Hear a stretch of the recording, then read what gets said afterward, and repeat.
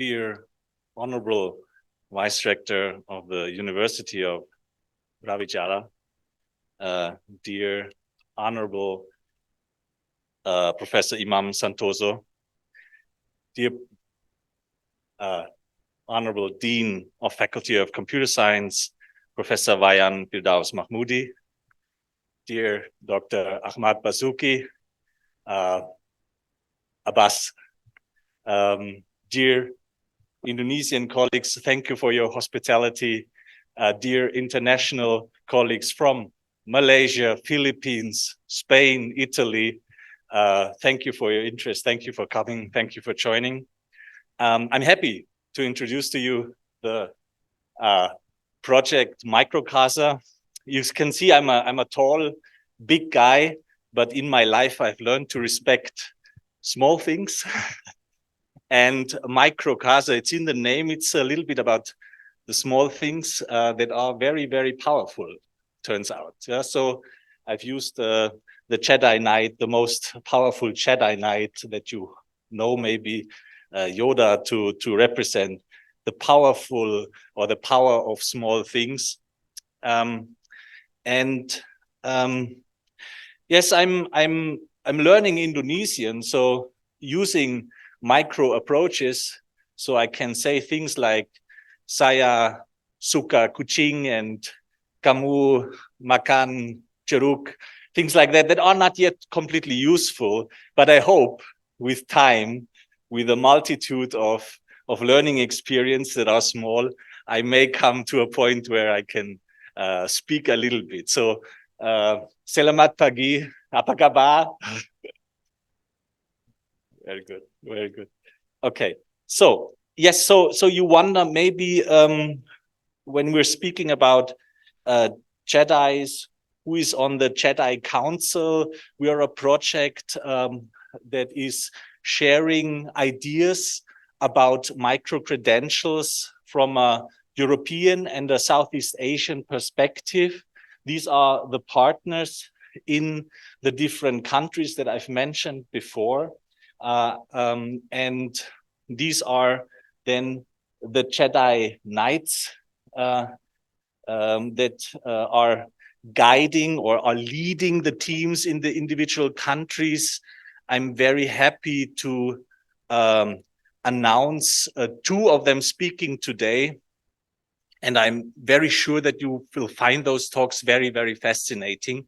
Professor Carlos Delgado Clos and Manuela Costone, very interesting talks. I have a little bit of a preview, so I'm sure that there's lots to learn and lots to discuss. So this is not just talks, this is a round table, and the idea of it is not just to convey some information, but really to discuss and work together to collaborate really. And I'm hoping this is happening today as well. So,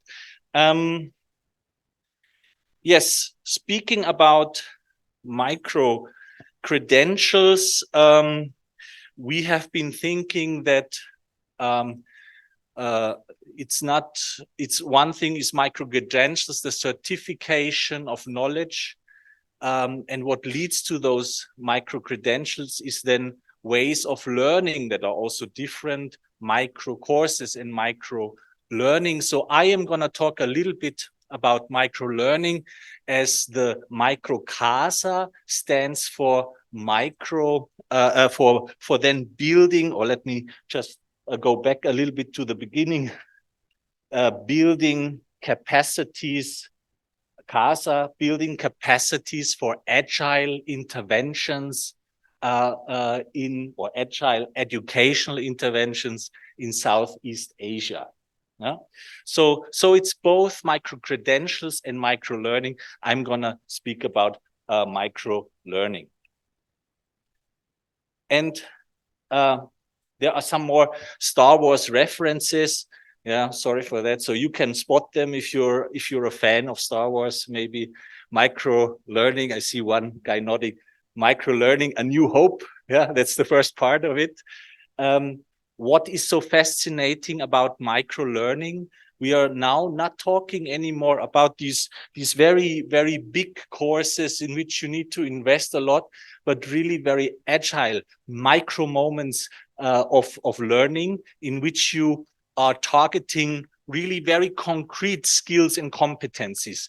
And people want to learn something quickly because they need it, because it's relevant in also small units of learning, which are called learning nuggets. And there are different pedagogical ways to do this in these moments, by demonstration videos, by learning, by modeling, by flashcards that are highly contextualized, and very particularly by testing, by ways of assessment to activate the learner. So it's not anymore so much about reading a lot or reading entire books. Of course, that's also part of it, but the ways of activating learners is becoming much more pronounced.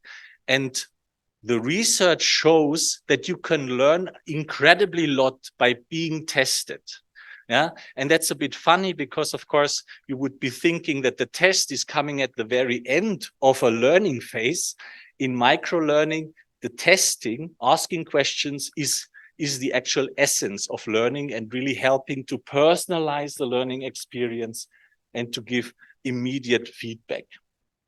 So what you test is then what you get, of course, and that is micro credentials.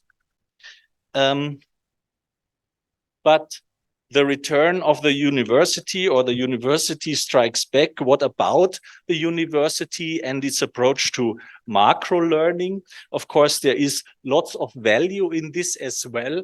I'm having also these humanistic ideas. I'm a big fan of this notion of us as academics serving higher goals of that are a public goal, that are promoting social justice, that are seeking wisdom, even knowledge and wisdom in itself, in a way, motivated by these higher goals, in building then not only knowledge and acquiring knowledge, but really building personality, becoming ourselves, making the most of ourselves, learning how to reason, and such large goals. But that has been coming a little bit under discussion or under criticism. The university, at least in Europe and in other Western countries, is a little bit under threat. It's not as much accepted anymore by society, by the broad center of society even. We are a bit under a threat of justifying ourselves, our existence anew. Because, of course, you can learn now everywhere. Is the university still needed? This is a terrible question to ask, but we are facing it. So we have to think again that the university, which has been the biggest influence of prosperity in each country, is it still true that this is needed in society? And can we still convince society that the university is needed? How do we need to adapt? How do we need to also change and anticipate changes that are happening? Because, of course, the criticism is that the university is a closed system and not speaking anymore to the society and to the societal needs, that it's self-referential. So we have to think a little bit, but of course, the good news, or the harmonic solution to this that I would propose, is to not think either or, but to think and, to combine this micro and macro. And that is the happy marriage of micro and macro, to say, okay, we need both.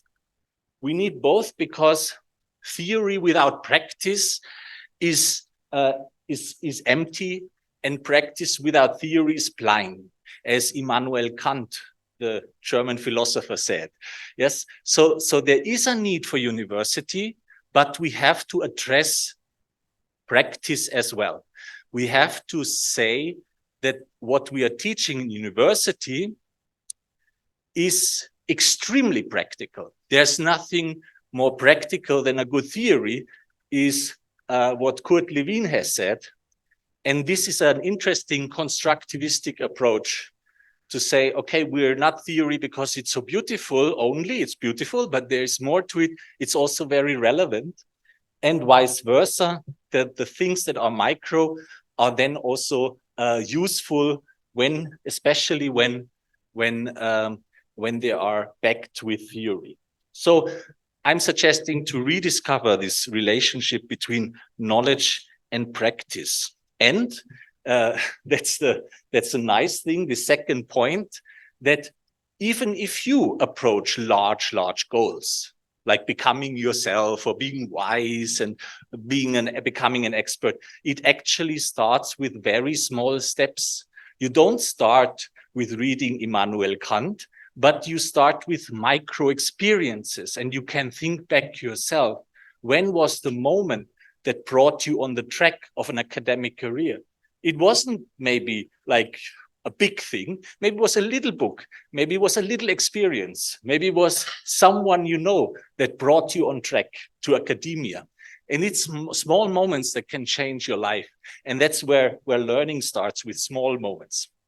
So that's why micro-credentials are not the enemy. We integrate it because we also need trustworthy institutions like universities to promote and to basically certify people also with these micro-credentials. So it's true for both personal development as university development that micro-credentials can play a major role, because developing oneself is comprising both small and big goals. And universities can then reach out to new competencies, to accept that there are very small and technical things that are part of our academic knowledge, and that there are new audiences waiting, new markets also to explore the whole of society really that needs to be or can be addressed with it. And with that, I say thank you very much for your attention. And again, I can point towards the next talks and exercises, which I sure will impress you and will be fruitful. Thank you very much.